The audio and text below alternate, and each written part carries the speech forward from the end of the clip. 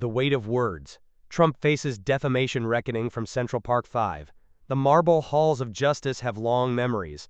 Today, they echoed with the unresolved tensions of a 3-decade-old case, as a federal judge delivered a ruling that pierced the armor of presidential immunity Donald Trump has wrapped himself in since leaving office.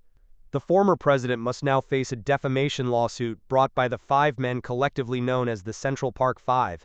The same men Trump once called for the execution of in full-page newspaper advertisements, the same men exonerated by DNA evidence, and the same men whose guilt Trump defiantly reasserted during his recent debate with Vice President Kamala Harris. The court finds no basis for dismissal at this juncture, wrote the judge in a decision that reverberated through Washington's power corridors and New York's legal community alike. The plaintiff's claims of defamation meet the threshold of plausibility required to proceed to discovery. For Trump, this represents yet another legal battlefront opening, as he navigates a landscape already crowded with indictments, civil judgments, and investigations. But this case carries a particular weight, a direct line to one of the most racially charged episodes in New York City's modern history. The story began in April 1989, when Trump, then a real estate developer with political ambitions but no office, spent $85,000 on advertisements demanding the death penalty for 5 teenagers, 4 black and 1 Hispanic, accused of assaulting a white female jogger in Central Park. "Bring back the death penalty. Bring back our police." The advertisements thundered, in bold text, never explicitly naming the teenagers, but leaving little doubt about their target, in the context of the case consuming New York media. 13 years later, DNA evidence exonerated all 5 men. Another man confessed to the crime. The city paid $41 million in a settlement acknowledging the wrongful convictions. Most observers considered the matter settled history, a tragic miscarriage of justice finally corrected. But Trump never conceded the point. They admitted they were guilty, he told CNN in 2016 during his first presidential campaign, dismissing the DNA evidence, the confession from the actual perpetrator, and the coercive interrogation techniques that led to false confessions from teenagers who spent between 6 and 13 years in prison for a crime they didn't commit. The debate stage confrontation with Harris last month represented a critical inflection point. With millions of Americans watching, moderators asked Trump about his history with the case. Rather than sidestepping or softening his stance, the former president doubled down, repeating claims about the exonerated men that legal experts immediately flagged as potentially defamatory. He couldn't help himself, explains political analyst Farron Cousins, who has followed Trump's rhetoric for years. When pressed on the Central Park 5, Trump had the chance to recalibrate his position based on established facts. Instead, he walked straight into legally actionable territory, making specific claims about men who have already received a formal exoneration and settlement. Vice President Harris, standing mere feet away, watched Trump's comments with a composed stillness that belied the significance of what was unfolding. A potential legal self-immolation happening in real time before 67 million viewers. The statements made on that debate stage weren't protected opinion, notes a First Amendment attorney who requested anonymity due to their firm's political connections. Trump presented them as factual assertions about specific individuals, despite court rulings and evidence to the contrary. That's precisely the territory where defamation law operates. For the 5 men, Corey Wise, Yusef Salaam, Raymond Santana, Kevin Richardson, and Antron McCray, Trump's words were not merely political rhetoric, but a visceral reopening of wounds. Now in their 40s and 50s, these men have spent more years living with Trump's accusations than without them. Salaam, now an elected official himself serving on the New York City Council, has described Trump's persistent allegations as painful and dehumanizing. The lawsuit represents more than financial damages. It seeks the one thing these men have been denied for over 30 years, a formal legal declaration that the accusations against them were false. As discovery in the case begins, Trump's legal team faces difficult strategic choices. Fighting the case risks extensive discovery, depositions, and potentially damaging testimony from the former president. Settlement would require a tacit admission that his statements were wrong, something Trump has steadfastly refused to do for decades. Meanwhile, in campaign war rooms and media outlets across the country, strategists and commentators are calibrating their responses. For some of Trump's base, his refusal to back down reads as principled consistency. For others, particularly in communities of color, it reaffirms long-held concerns about his views on race and justice. As the afternoon sun casts long shadows through the courthouse windows, the judge's decision stands as a reminder that while presidents may shape history, they remain subject to its judgments. And for Donald Trump, history has just taken the form of a defamation lawsuit that will force him to confront not just 5 men he wronged, but a decades-long stance that the highest courts in the land have now deemed must be answered for. What happens next may determine not just Trump's legal liability, but the country's willingness to finally close one of its most painful chapters, or to keep it bleeding into the present. Unretracted accusations, Trump's 30-year campaign against the Central Park Five. The accusation has persisted for longer than some of the accused spent in prison. For over 3 decades, Donald Trump has maintained a singular, unwavering position on the case of the Central Park Five, seemingly unmoved by DNA evidence, judicial exonerations, or the $41 million settlement that acknowledged a devastating miscarriage of justice. From the smoke-filled chaos of 1989, New York City emerged 5 teenagers: Corey Wise, Yusuf Salaam, Raymond Santana, Kevin Richardson, and Antron McCray, suddenly thrust into the crosshairs of a media frenzy that would define their lives. A white female jogger had been brutally attacked in Central Park, and the city demanded justice with an intensity that bordered on bloodlust. It was in this supercharged atmosphere that Donald Trump, then a 43-year-old real estate developer with political ambitions simmering below the surface, chose to take out full-page advertisements in 4 New York newspapers. The $85,000 media buy didn't mention the teenagers by name, but its message was unmistakable. Bring back the death penalty. Bring back our police. He weaponized the most powerful platforms available to a private citizen at that time, explains a historian who has studied the case extensively. Those advertisements effectively placed targets on 5 children's backs, embedding their guilt in the public consciousness before they'd even stood trial. The convictions came swiftly. The evidence, in retrospect, was paper-thin. No physical evidence connected any of the boys to the crime scene. Their confessions, extracted after hours of interrogation without parents or attorneys present, contradicted each other on fundamental details. Yet they were enough to send 5 teenagers to prison, where they would spend between 6 and 13 years. In 2002, the landscape shifted dramatically. Matias Reyes, a convicted murderer and serial rapist serving time in a New York prison, confessed to committing the assault alone. DNA evidence confirmed his account. The 5 men were exonerated, their convictions vacated. For most public figures, this would have been the moment to acknowledge error, or at minimum, to fall silent on the matter. Trump chose a different path. They admitted they were guilty, he wrote in an opinion piece in 2014, as the city finalized its $41 million settlement. In 2016, campaigning for president, he doubled down.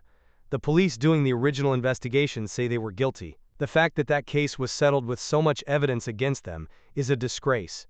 The men, by then in their 40s, watched as the person who had once called for their execution ascended to the presidency. There's a particular kind of trauma in having your wrongful conviction championed by the most powerful man in the world, notes a psychologist specializing in post-incarceration adjustment.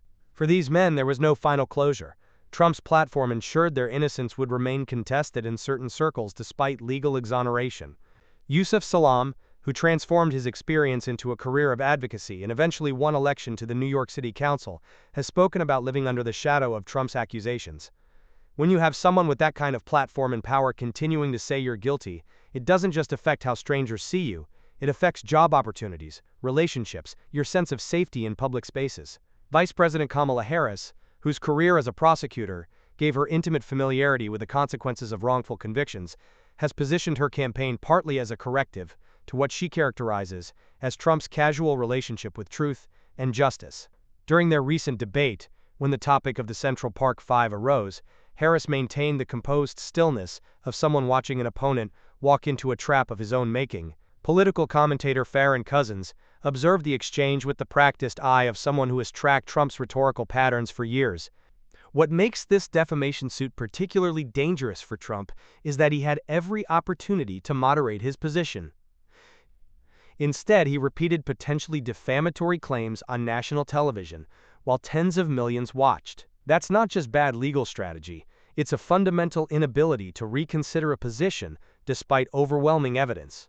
As the lawsuit moves forward, the 5 men at its center represent something more complex than simple plaintiffs. They embody a living history of American criminal justice at its most flawed, and the resistance certain powerful figures show to acknowledging those flaws. This case was never about 5 individuals for Trump, explains a political strategist who requested anonymity.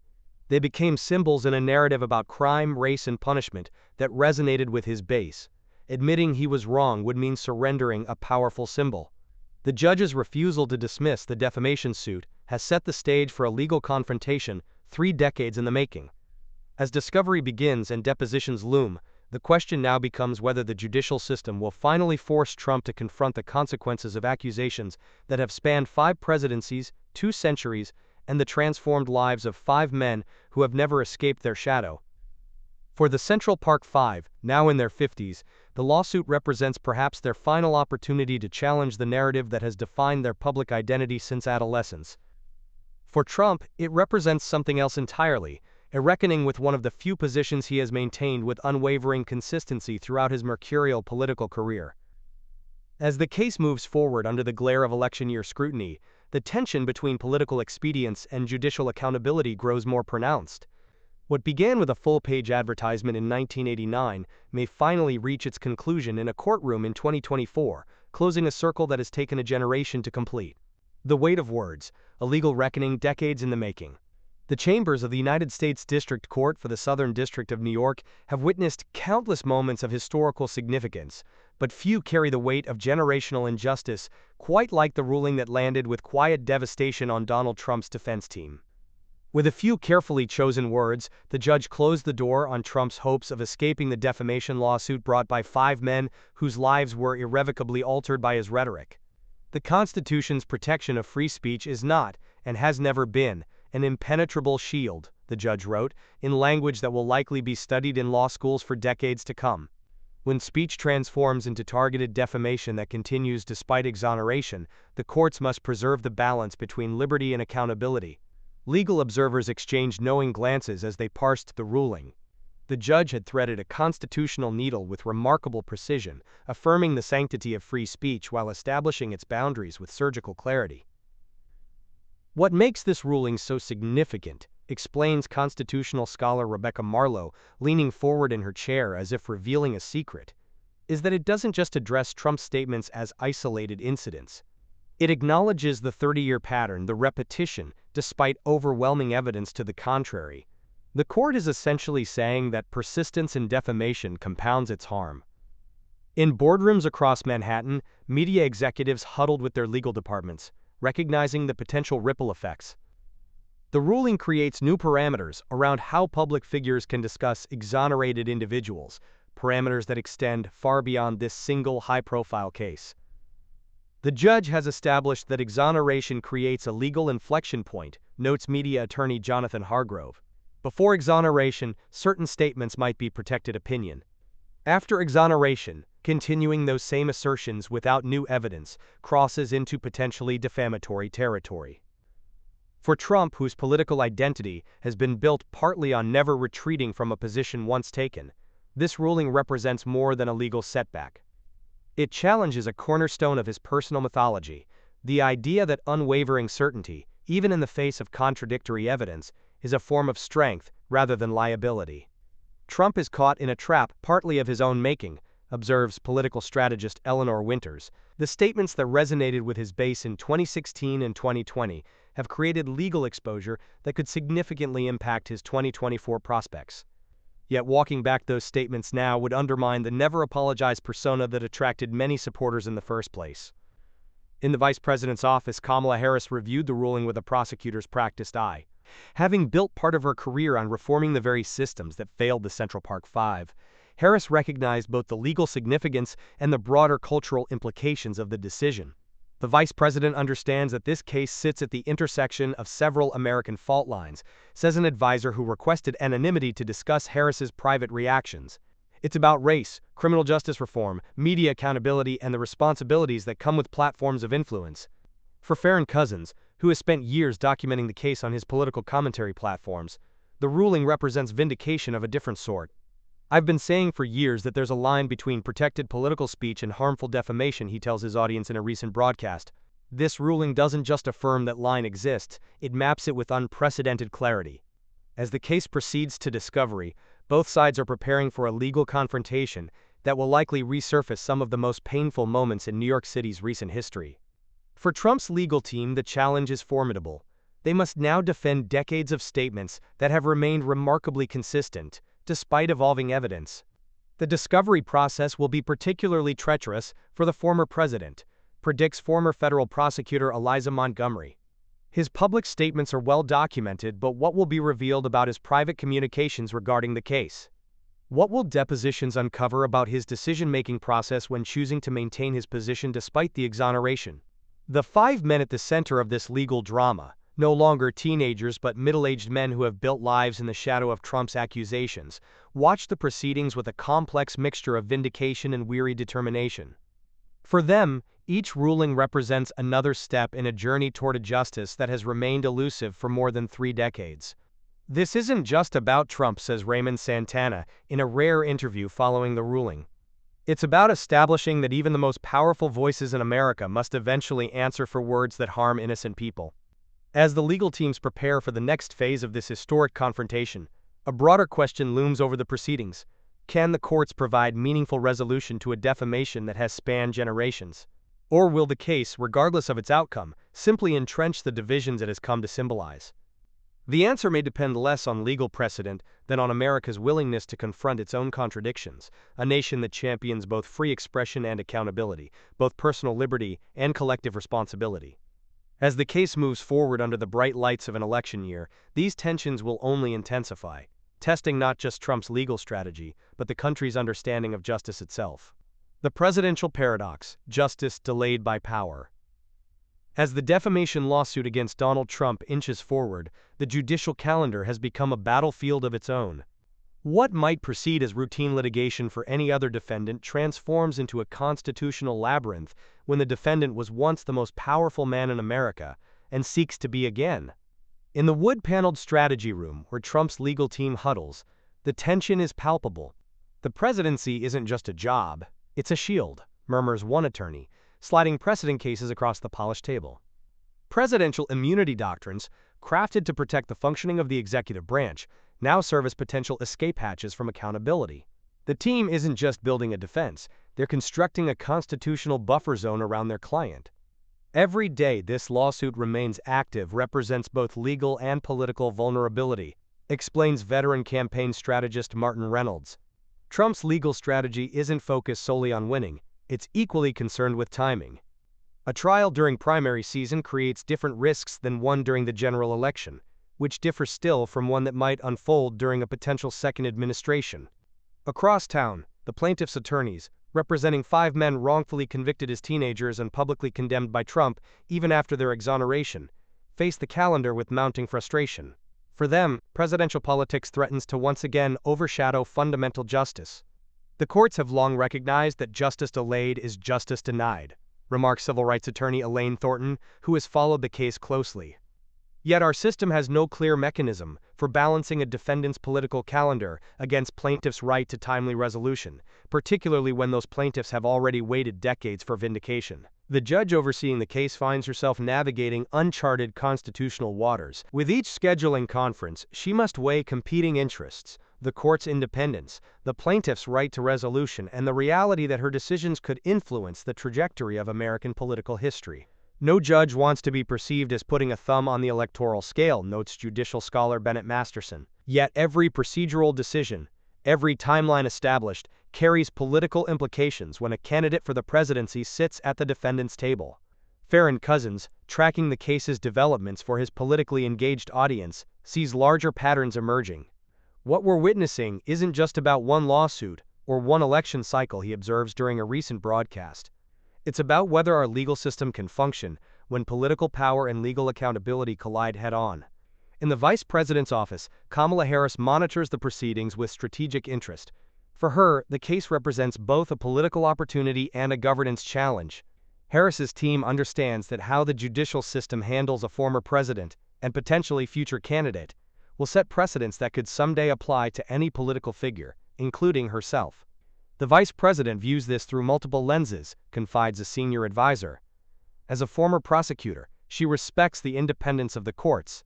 As a civil rights advocate, she recognizes the significance for the plaintiffs. And as someone who understands power, she sees the broader implications for our democratic institutions. Legal observers have begun mapping possible scenarios, creating decision trees that branch with dizzying complexity. If the case proceeds rapidly, it could influence primary voters. If it stretches beyond November, electoral outcomes could determine whether presidential immunity again becomes a factor.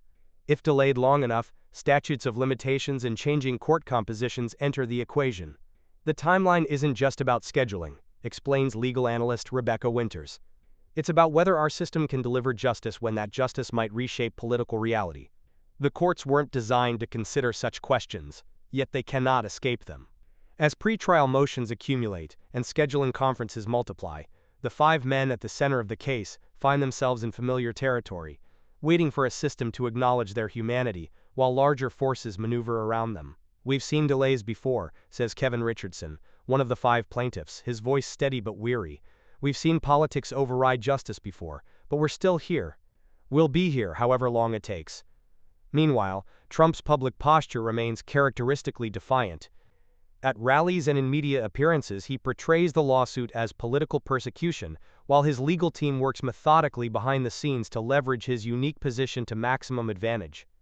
There's a fundamental asymmetry at work, observes political historian Karoline Now. For Trump, delay potentially means victory. For the plaintiffs, delay means continuing to live under the shadow of his accusations. The question is whether our courts can recognize and address that imbalance. As discovery deadlines approach and both sides prepare for what could be years of litigation, a sobering reality emerges. The American legal system, designed centuries before the age of instant media and perpetual campaigning, strains to reconcile the principle that no one is above the law with the practical realities of prosecuting someone who might again hold the highest office in the land. The clock continues to tick, not just for this case, but for a democratic experiment trying to determine whether accountability and power can coexist in the same system or whether one must inevitably yield to the other. The information battlefield, truth's last stand. As the legal machinery inches forward in the defamation case against the former president, Farron Cousins sits in his studio, bathed in the blue glow of multiple screens tracking the day's developments. The Central Park 5 case, a 30-year saga of injustice, exoneration, and now potential accountability, has become more than legal proceedings. It's evolved into a referendum on America's relationship with truth itself. Cousins leans toward the camera, his voice carrying the weight of a journalist who has watched too many powerful figures slip through accountability's fingers. What we're witnessing isn't just about statements made by a real estate mogul decades ago, he explains to his viewers. It's about whether our system can still distinguish fact from fiction when the fiction comes from the highest office in the land. Behind the scenes, Cousins' research team compiles footage spanning 3 decades, grainy 1989 interviews where Trump called for the death penalty for 5 teenagers who would later be completely exonerated, campaign rally clips where he doubled down despite DNA evidence clearing them, and recent court filings where his legal team argues such statements deserve special protection.